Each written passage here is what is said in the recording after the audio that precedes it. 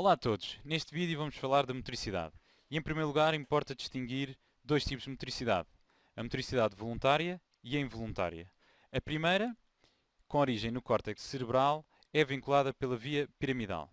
A segunda, com origem subcortical, é vinculada pelas vias extrapiramidais. Neste vídeo vamos apenas abordar a via piramidal e de seguida vamos apresentar um caso clínico que irá integrar não só os conteúdos deste vídeo, como também do vídeo de sensibilidade.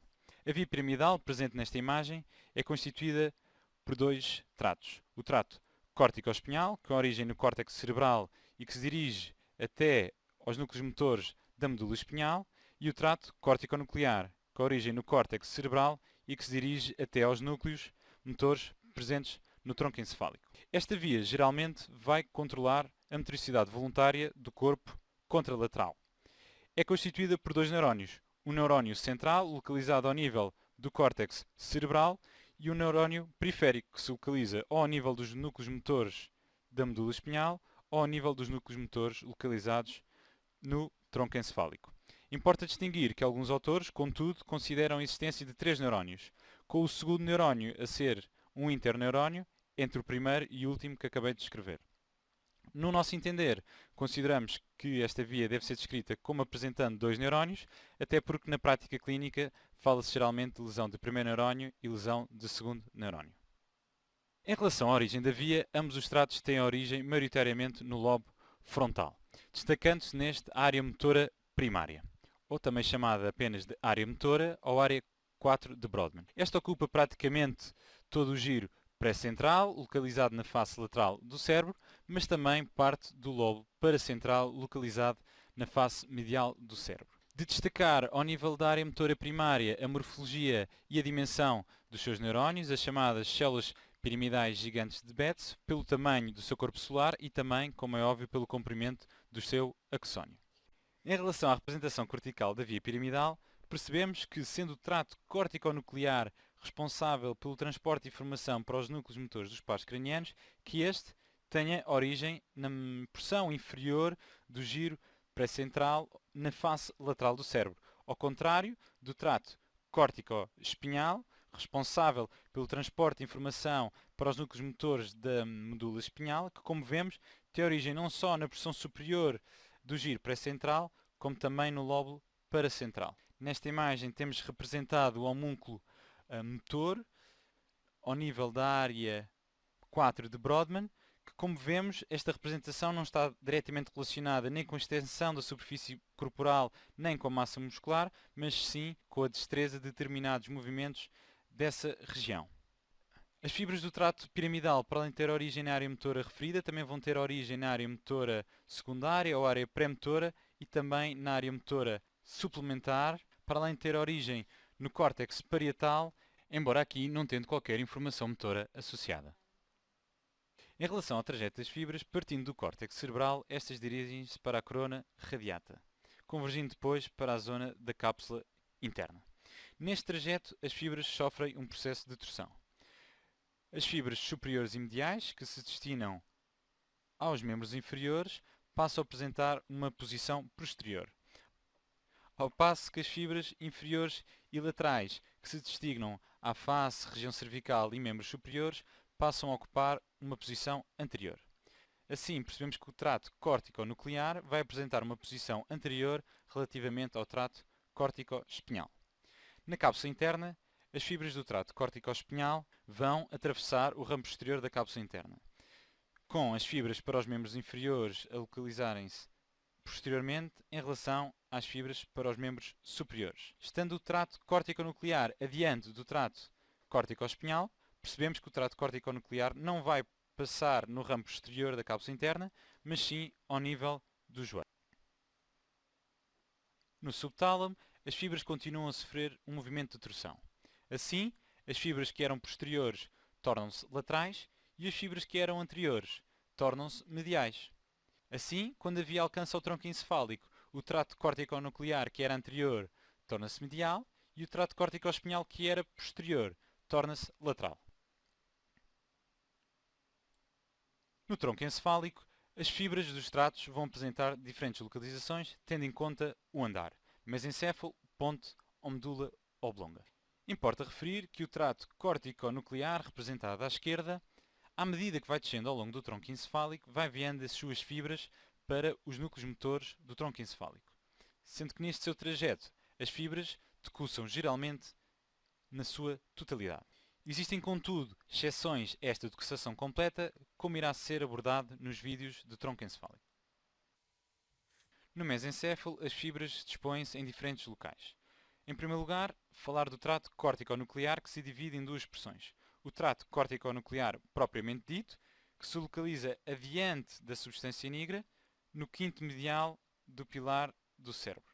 Depois também o outro constituinte, o lemnisco profundo, que se localiza atrás da substância negra, ao nível do tegmento, e daí o seu nome de profundo.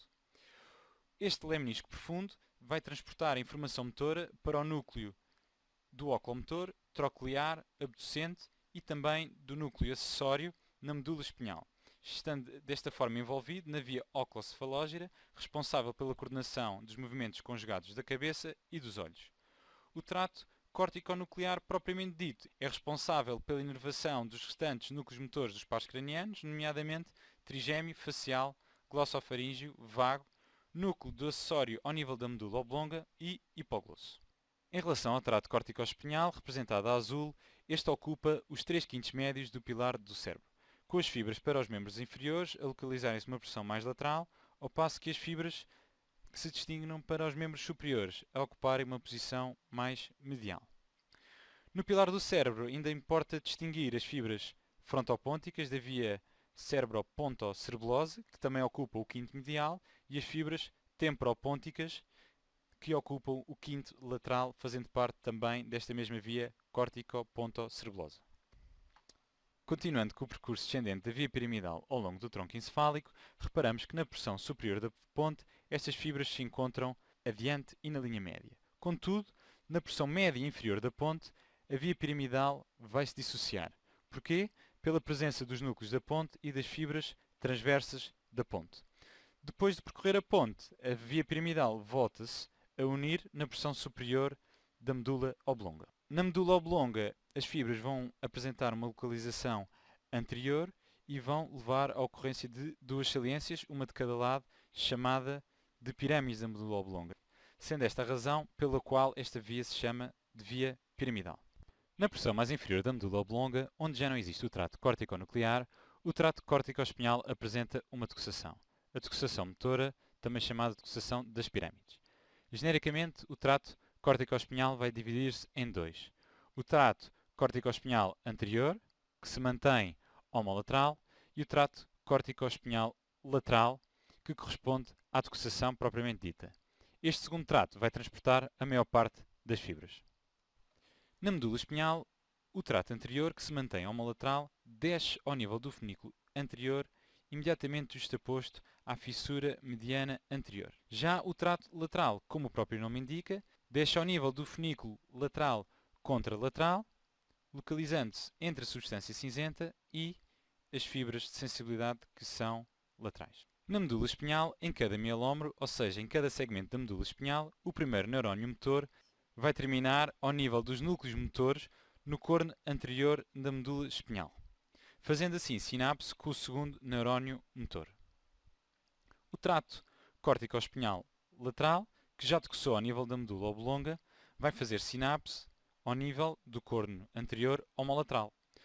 Ao contrário do trato córtico-espinhal anterior, que, não tendo decussado ao nível da medula oblonga, vai decussar a cada mielómero para depois fazer sinapse com o núcleo motor, que se localiza no corno anterior da medula espinhal contralateral.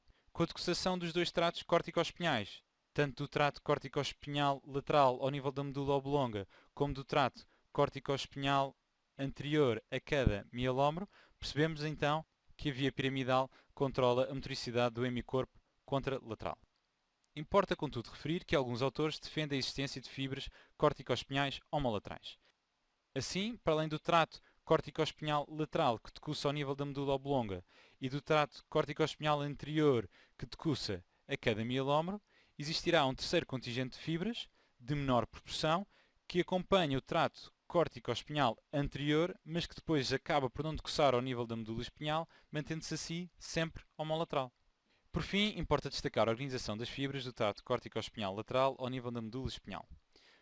Como vemos na imagem, podemos dividir o trato córtico-espinhal lateral de forma somatotópica, ou seja, diferentes zonas deste trato correspondem a diferentes zonas que irão ser inervadas por este.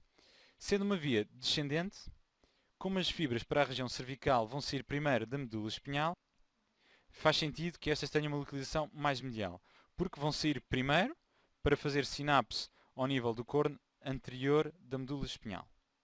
Contrastam assim com as fibras que se dirigem para a zona sagrada, que sendo as últimas vão ter uma localização mais lateral. Assim, de medial para lateral, temos as fibras que são responsáveis pela inervação motora da região cervical, depois da região torácica, lombar e, por fim, sagrada. Abordando agora o segundo neurónio da via piramidal, o neurónio periférico, ao nível da via córtico-espinhal, este apresenta o seu corpo celular ao nível dos núcleos motores localizados nos cornos anteriores da medula espinhal.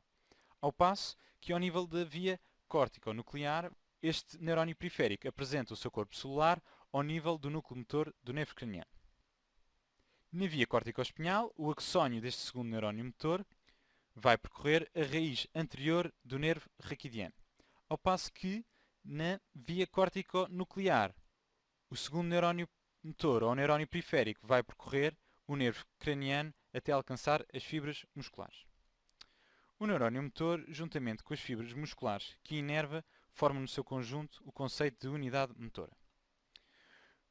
Nos locais em que é necessário um controle muscular mais fino, mais preciso, como por exemplo ao nível dos músculos extraoculares, o rácio de fibras musculares por neurónio motor ao nível da unidade motora é relativamente baixo.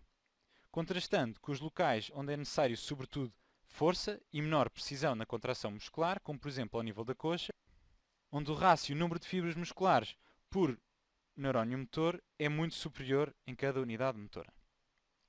Ainda nesta imagem vemos representado o arco reflexo. Apresenta uma função fundamental que deve ser conhecido por todos, contudo, a sua descrição não faz parte dos objetivos deste vídeo. Numa nota final, importa referir que nem todos os neurónios que dão origem à via piramidal vão fazer sinapses nos núcleos motores acima descritos. Alguns dos axónios desta via vão se dirigir de volta para o córtex cerebral, com a função de inibir a atividade de áreas corticais adjacentes. Outros vão se dirigir para núcleos subcorticais, nomeadamente gânglios da base, núcleo rubro e formação reticulada, com o intuito de informar estes núcleos subcorticais da atividade motora do córtex cerebral. Perante esta informação, estes núcleos reagem e enviam uma informação que vai modelar esta informação com origem no córtex cerebral, permitindo assim a coordenação da motricidade voluntária. Este mecanismo pertence assim às vias extrapiramidais mencionadas no início do vídeo.